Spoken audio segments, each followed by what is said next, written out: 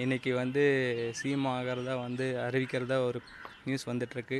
அதுக்கோசரம் நாங்கள் ஒரு 7 நம்பர்ஸ் வந்து நேற்று தருமபுரிலேருந்து நைட்டு கிளம்பி இன்றைக்கி மார்னிங் வந்து இங்கே ரீச் ஆகிட்டோம். இன்றைக்கி 11 o'clock ஒரு குட் நியூஸ் வரும்னு நாங்கள் வெயிட் பண்ணிகிட்ருக்கோம். அது வந்து 100க்கு 100% வந்து கன்ஃபார்ம் வந்துடும் எங்களுக்கு ஒரு நம்பிக்கையாக இருக்குது. நாங்கள் மட்டும் நம்மள தமிழ்நாடு மக்களே நம்பிட்டுருக்காங்க. இந்த ஜோசப் விஜய் என்னும் நான் என்ற சீஃப் மினிஸ்டராக வரவேற்கிறதுக்கு நாங்கள் ரொம்ப எதிர்பார்த்துட்ருக்கோம்.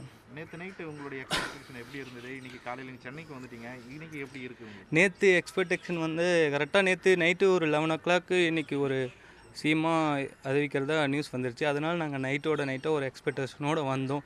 ஆனால் இன்றைக்கின்னு பார்த்தா நைட்டு இன்னும் இப்போ 116 சீட் இருக்குது. இன்னும் 2 சீட் மட்டும் இல்லாதனால இப்போது அது 11 o'clock நாங்கள் வெயிட் பண்ணிகிட்ருக்கோம். அந்த 2 சீட்டு கன்ஃபார்ம் ஆகிறதுக்கு வெயிட் பண்ணிகிட்ருக்கோம். நீங்கள் தருமபுரியிலேருந்து இப்போ சென்னை வந்துட்டீங்க. இங்கே பனையூர் ஆஃபீஸ் வந்தீங்க, இங்கே எல்லாமே எம்டியாக இருக்குது. இப்போ அடுத்த கட்டமாக எங்கே போகலான்னு இருக்கீங்க? என்ன நாங்கள் இங்கே வெயிட் பண்ணிவிட்டு நாங்கள் என்ன நியூஸ் அப்டேட் வருதோ வெயிட் பண்ணிவிட்டு இன்றைக்கி ஆனாலும் சரி, நாளைக்கு ஆனாலும் சரி, மண்டே ஆனாலும் சரி, எப்போது சீஃப் மினிஸ்டராக ஒரு குட் நியூஸ் வருதோ அன்றைக்கி வரையும் நாங்கள் வெயிட் பண்ணிவிட்டு நாங்கள் பார்த்துட்டு தான் போவோம் சார். இங்கே தான் ஸ்டே பண்ண போகிறீங்க? ஆமாம் சார், இங்கே தான் ஸ்டே பண்ண போகிறோம். இல்லை, நேற்று வந்து சிஎம் எங்கள் தலைவர் வந்து சிஎம் ஆயிடுவாருன்னு சொல்லிட்டு நைட்டு போட்டாங்க நியூஸு. அதுக்கப்புறம் இல்லை மீண்டும் வந்து வாபஸ் வாங்கிட்டாங்க, அந்த மாதிரி நியூஸ் வந்துடுது. அதனால் எங்கள் ஊரில் எங்கள் அந்த இடத்துல இருந்து எங்களால் அது பார்த்துட்டு இருக்க முடியல. எதாக இருந்தாலும் நேராக போய் நம்ம அந்த இடத்துல இருந்து என்ன நியூஸ் ஆகுது அப்படின்றது பார்க்கலான்றதுக்காக நைட்டே கிளம்பி நாங்கள் இங்கே வந்துட்டோம். இப்போ நேற்று நைட்டு வந்து சிஎம் இன்னைக்கு ஆயிடுவார் அப்படின்ற மாதிரி அந்த எக்ஸ்பெக்டேஷனோடு வந்திருக்கிறோம். கண்டிப்பாக ஆயிடுவார். அவரை சிஎம் ஆக வச்சுட்டு தான் அங்கே இங்கேருந்து போவோம். அது வரைக்கும் போக மாட்டோம். எத்தனை நாள் ஆனாலும் இங்கே ஸ்டே பண்ணி அவரை சிஎம் பதவியில் உட்கார்ற வரைக்கும் அதை பார்க்காம போக மாட்டோம். இப்போ பனையூர் ஆஃபீஸ் வந்திருக்கீங்க, இங்கே எல்லாமே எம்டியாக இருக்குது. அடுத்த கட்டமாக எங்கே போகலான்னு இருக்கீங்க? அடுத்தது எங்கே சிஎம் ஆயிடுவார், நேரு ஸ்டேடியத்துக்கு ஸ்ட்ரெயிட்டாக போயிடுவோம். கண்டிப்பாக சிஎம் ஆயிடுவார். அடுத்து நேரு ஸ்டேடியத்துக்கு தான் போவோம். எவ்வளோ பேர் வந்திருக்கீங்க? நாங்கள் எங்கள் ஊர்லேருந்து நாங்கள் ஒரு 15 பேர் வந்திருக்கோம். எல்லாமே இங்கே தான் ஸ்டே பண்ணியிருக்கீங்க? ஆமாம். எங்களுடைய பெண்ணாகர சட்டமன்ற தொகுதியிலிருந்து நாங்கள் வந்திருக்கோம். எங்களுக்கு இதுவரையுமே பெண்ணாகர சட்டமன்றத்தில் பார்த்திங்கன்னா எங்களுக்கு மாற்று அரசியல் மட்டும் தான் கிடச்சிருக்கு.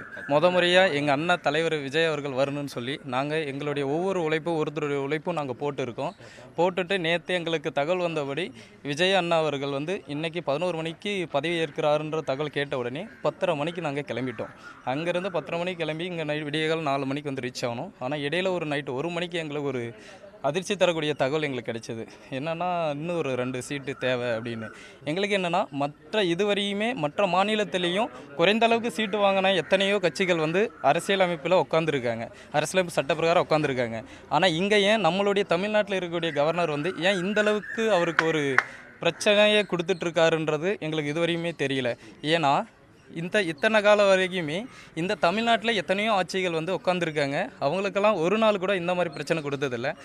முறையாக ஒரு இந்த ஜெனரேஷன் ஏற்ற மாதிரி ஒரு தலைவர் வந்து அவருடைய உழைப்பினாலையும் மக்களுக்கு நல்லது செய்யணும்னு ஒரு இதுக்காக வந்திருக்காரு.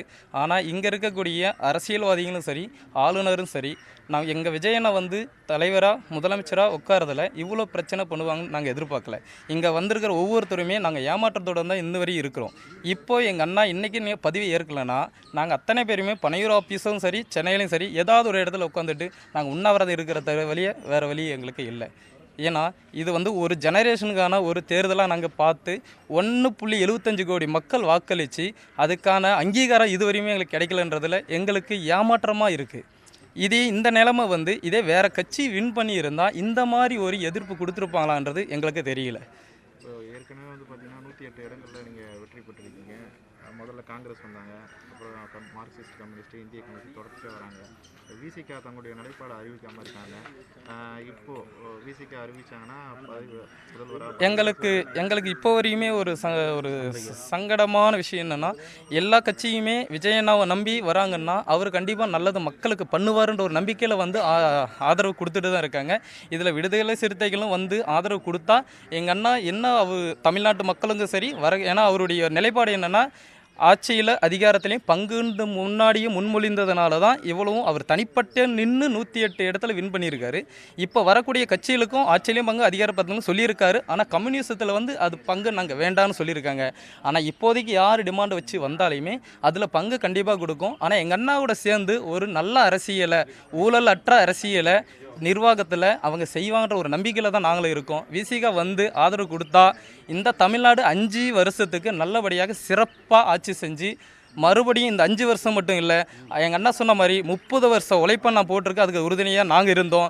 உங்களுக்கு உறுதுணையாக நான் இருக்கேன்னு எங்களுக்காக வந்திருக்காரு. 30 வருஷத்துக்கு எங்கள் அண்ணா நிலைச்சி நிற்குவாருன்ற ஒரு நம்பிக்கையில் நாங்கள் சொல்கிறோம். இந்த 5 வருஷம் ஆட்சியை பார்த்து மக்களே மறுபடியும் இன்னைக்கு 107 தொகுதியில் தான் வின் பண்ணியிருக்காரு. ஆனால் வருங்காலத்தில் 234க்கு 234 தொகுதியுமே அடிப்பாருன்றது நம்பிக்கையோடு நாங்கள் இருக்கோம். இந்த 5 வருஷத்தில் மட்டும் ஒரு நம்பிக்கையாக எங்களுக்கு விசிகா வந்து ஆதரவு கொடுத்தாங்கன்னா இந்த 5 வருஷம் சிறப்பான ஆட்சியை தமிழகத்தில் எப்பயுமே பார்க்காத அளவுக்கு இந்த மக்கள் இந்த வாட்டி பார்ப்பாங்க. தவிர்க்க முடியாத தம்ப்நெயில்ஸ், கலக்கலான கண்டென்ட்ஸ், சினிமாவும் சீரியஸ் பிரச்சனைகளும், பல வருடங்கள் இடைவெளிக்கு பிறகு இந்த படத்துல ஒரு கலகலப்பும் கைகலப்பும், போயிட்டே தான் இருக்காரே தவிர பிரேக்கே இல்லாமல் பிரேக்கிங் நியூஸ் சொல்லும் தந்தி டிவி ஆப். இன்ஸ்டா தலைமுறை வரை இறங்கி அடிக்கும் தந்தி டிவியின் டிஜிட்டல் எக்ஸ்க்ளூசிவ். அது தண்ணிக்குள்ள போகும்போது ஹேங் ஆயிடுச்சு. உங்களுக்கு விஜய் சார் எந்த அளவுக்கு ரொம்ப பிடிக்கும்? Of course, Malayalis are huge Vijay sir fans. ரெண்டு பேருமே ரொம்ப பிடிக்கும் எனக்கு. தந்தி டிவி ஆப்பை இலவசமா டவுன்லோட் செய்யுங்க.